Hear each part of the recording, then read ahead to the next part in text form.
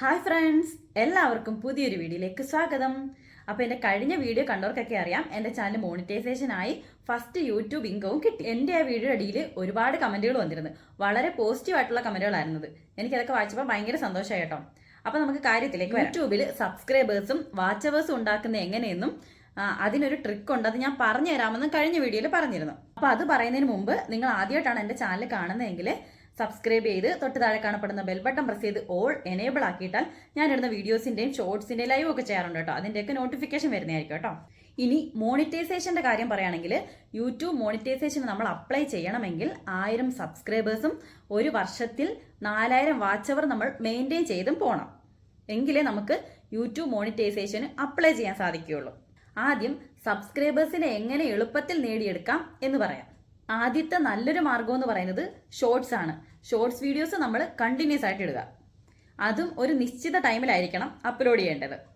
നിങ്ങൾക്ക് നിങ്ങളുടേതായ ഒരു റീച്ചിങ് ടൈം കാണും, അത് നിങ്ങൾ തന്നെ കണ്ടുപിടിക്കണം. അതെങ്ങനെയാണെന്ന് വെച്ചാൽ ഡെയിലി ഷോർട്സ് ഇടുന്നവരാണെങ്കിൽ നിങ്ങൾക്കത് മനസ്സിലാക്കാൻ സാധിക്കും. YT സ്റ്റുഡിയോയിൽ വ്യൂസ് കൂടുതലായി വരുന്ന സ്ഥിരമായിട്ട് വരുന്ന ടൈം നമുക്ക് ക്യാച്ച് ചെയ്യാൻ പറ്റും. 2 വീക്സിൽ നമ്മൾ ഒരേ ടൈമിൽ ഷോർട്സ് ഇട്ട് നോക്കണം. ഇപ്പോൾ എക്സാമ്പിൾ പറയുകയാണെങ്കിൽ ഇപ്പം ഇന്ന് മോർണിംഗ് 10 മണിക്കാണ് നമ്മൾ ഷോർട്സ് ഇട്ടേന്ന് വെച്ചോ.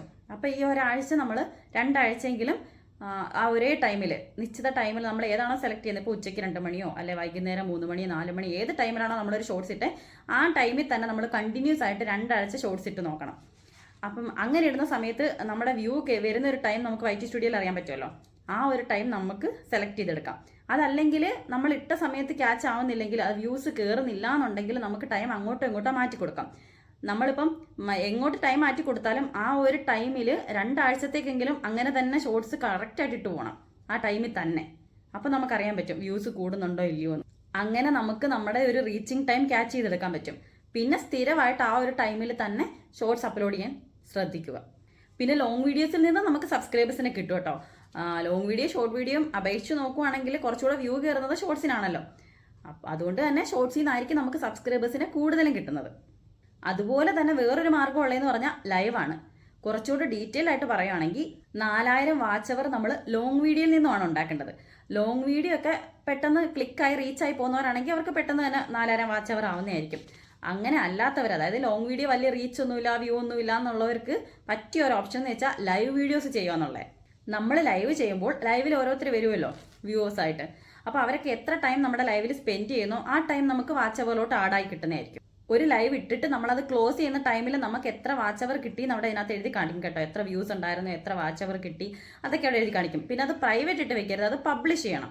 പബ്ലിഷ് ചെയ്തതിന് ശേഷം ആരൊക്കെ വ്യൂ ചെയ്യുന്നു, എത്ര ടൈം കിട്ടുന്നു, ആരെങ്കിലുമൊക്കെ വ്യൂ ചെയ്യത്തില്ലേ, ആ ഒരു ടൈം നമുക്ക് ആഡാവും വാച്ച് അവറിലോട്ട്. പിന്നെ ഞാനൊരു കാര്യം എടുത്തു പറയാം കേട്ടോ. ഇത് ഞാൻ എൻ്റെ ഒരു എക്സ്പീരിയൻസ് വെച്ച് മാത്രം പറയുന്ന കാര്യങ്ങളാണ്. ചിലർ പറയുന്നത് ഞാൻ കേട്ടിട്ടുണ്ട് കേട്ടോ, ലൈവ് ഇട്ടാൽ വാച്ച് അവർ ആടാവാറില്ലെന്നൊക്കെ. പക്ഷെ എൻ്റെ ഒരു അനുഭവത്തിലും എൻ്റെ ഒരു എക്സ്പീരിയൻസിലും ഞാൻ പറഞ്ഞത്, എനിക്ക് 3400 600 ആ ഒരു റേഞ്ചിൽ വാച്ച് അവർ ഞാൻ കംപ്ലീറ്റ് ആക്കിയായിരുന്നു. പക്ഷെ എനിക്ക് 4000 അവിടെ നിന്ന് അങ്ങോട്ട് പെട്ടെന്നായത് ലൈവ് ഇട്ട് തന്നെയാണ് കേട്ടോ. അപ്പോൾ എൻ്റെ ഒരു എക്സ്പീരിയൻസിൽ ലൈവ് ഇട്ടാൽ മണിക്കൂർ കൃത്യമായി ആടാവുന്നത് തന്നെയാണ്. പിന്നെ ലൈവ് ഇടുന്നതുകൊണ്ടുള്ള ഒരു ഗുണം വാച്ച് അവർ മാത്രമല്ല, ലൈവിൽ വരുന്നവർക്ക് ഇപ്പോൾ നമ്മുടെ വീഡിയോസ് ഇഷ്ടപ്പെടുവാണെങ്കിൽ സബ്സ്ക്രൈബും ചെയ്യുക. അങ്ങനെ ആ വഴി നമുക്ക് സബ്സ്ക്രൈബേഴ്സിനെ കിട്ടും. അപ്പോൾ ലൈവിൽ നിന്ന് തന്നെ നമുക്ക് സബ്സ്ക്രൈബറും കിട്ടും, വാച്ച് അവറും കിട്ടും. എൻ്റെ ചാനൽ ഒന്ന് ചെക്ക് ചെയ്ത് അറിയാം കേട്ടോ. ഞാൻ ലൈവ് വീഡിയോസ് ഒക്കെ ചെയ്യാറുണ്ട് കേട്ടോ, ഷോർട്സും ലോങ് വീഡിയോസ് അല്ലാണ്ടും ഒക്കെ ഇടാറുണ്ട്. അപ്പോൾ എൻ്റെ ചാനൽ ഒന്ന് ചെക്ക് ചെയ്ത് നോക്കിയാൽ ഇതൊക്കെ കാണാൻ പറ്റും.